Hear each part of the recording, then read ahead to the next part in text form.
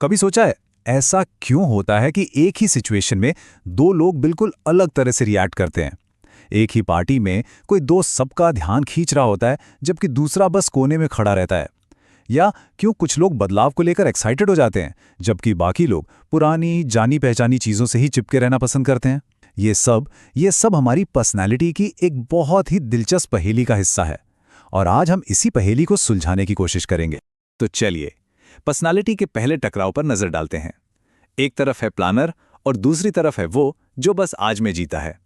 एक इंसान के पास अपनी छुट्टियों के लिए पूरी कलर कोडेड एक्सेल शीट तैयार है और दूसरे को ये भी नहीं पता कि वो कल लंच में क्या खाएगा। और मजे की बात तो ये है कि दोनों को लगता है कि दूसरा वाला थोड़ा अजीब है। और फिर आता है ये क्लासिक मामला, एक इंसान जो दोस्तों के साथ बाहर जाकर बातें करके एकदम चार्जअप हो जाता है और वहीं दूसरा जिसे अपनी एनर्जी वापस पाने के लिए बस एक अच्छी किताब और शांति चाहिए। देखिए कोई भी गलत नहीं है, बस दोनों को एनर्जी अलग अलग सोर्स से मिलती है। अब रिश्तों की थोड़ी और गहरी दुनिया में चलते हैं। सोचिए, एक पार्टनर कहता है आज का दिन बहुत स्ट्रेसफुल था, उसे बस हमदर्दी चाहिए, कोई उसकी बात सुन ले। लेकिन दूसरा पार्टनर जो कि एक प्रॉब्लम सॉल्वर है, वो फौरन समाधानों की लिस्ट बनाने लगता है। दोनों की नीयत अच्छी है पर ऐसा लगता है कि वो पूरी तरह से अलग अलग भाषाएं बोल रहे हैं। तो यहां सवाल ये उठता है, क्या इनमें से कोई एक सही है और दूसरा गलत?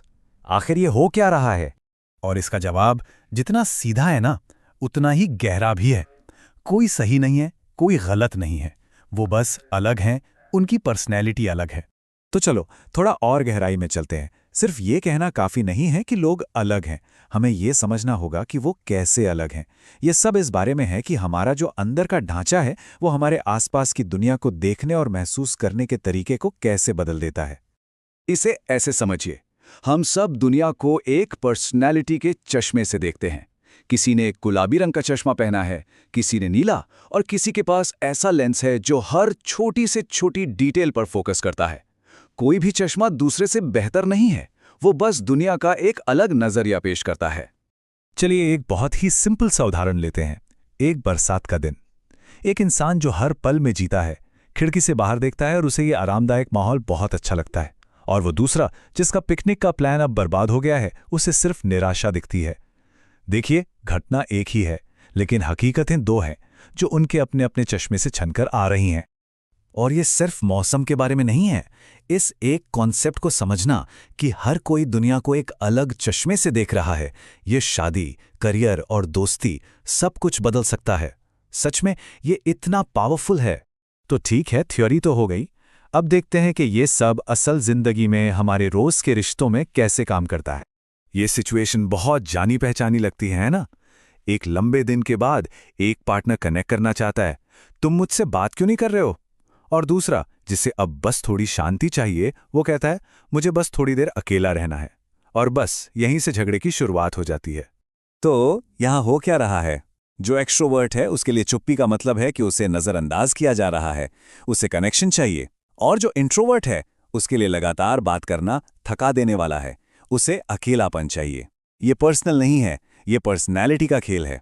एक बार जब दोनों ये समझ जाते हैं तो वो लड़ने की बजाय एक दूसरे की जरूरतों का सम्मान करना शुरू कर सकते हैं। यही डायनेमिक्स काम की जगह पर भी दिखती हैं। एक बॉस जिसे हर छोटी बात पर ध्यान देना पसंद है, वो लगातार अपडेट्स और रिपोर्ट्स चाहता है। और एक कर्मचारी जो बड़े आइडियाज पर काम करना चाहता है, उसे क्रिएटिव होने की आज़ादी चाहिए। अगर समझना हो तो बॉस को लगता है कि कर्मचारी लापरवाह है और कर्मचारी को लगता है कि बॉस हर छोटी बात में दखल दे रहा है। लेकिन जब कोई मैनेजर इन अंतरों को समझता है तो जादू होता है।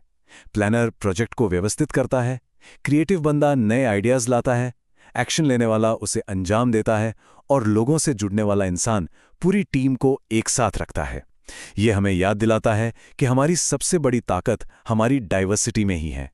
अब आते हैं पेरेंटिंग पर। यह एक ऐसा सवाल है जो बहुत से माता पिता मन ही मन खुद से पूछते हैं, मेरा बच्चा मेरे जैसा क्यों नहीं है? और जब हम अपने बच्चों की पर्सनालिटी को समझने में नाकाम रहते हैं तो इसकी कीमत बहुत ज्यादा होती है। हम एक शांत बच्चे को हर पार्टी में जाने के लिए मजबूर करते हैं, ये सोचकर कि हम उसकी मदद कर रहे हैं, हम अपने इमोशनल बच्चे से कहते हैं कि मजबूत बनो। हम अपने आज़ाद ख्यालों वाले बच्चे को एक सख्त रूटीन में बांधने की कोशिश करते हैं, और ऐसा करके हम अनजाने में उसी चिंगारी को बुझा देते हैं जो उन्हें सबसे अलग बनाती है। तो इसका हल क्या है? हल है अपने नजरिए में एक छोटा सा बदलाव लाना। दूसरों के बारे में राय बनाने की बजाय उन्हें समझना शुरू करना। तो हमसे गलती कहाँ होती है? हम ये मान लेते हैं कि हमारा तरीका ही सबसे सही है। हम उन लोगों पर लेबल लगा देते हैं जो हमसे अलग सोचते हैं, और सबसे बुरी बात, हम उन्हें बदलने की कोशिश करते हैं, उन्हें अपने जैसा बनाने की कोशिश करते हैं, बजाय इसके कि वो जैसे हैं उन्हें वैसे ही अपनाएं। तो हम इस ज्ञान को लागू कैसे करें? इसकी शुरुआत खुद को जानने से होती है। हम कौन हैं? हमारी ताकत क्या है?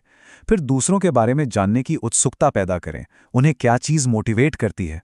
एक बार जब ये समझ आ जाता है तो हम बेहतर तरीके से बात कर सकते हैं, बेहतर तरीके से लीड कर सकते हैं, और सबसे ज़रूरी बात, उन अंतरों की सराहना कर सकते हैं जो हमें इंसान बनाते हैं।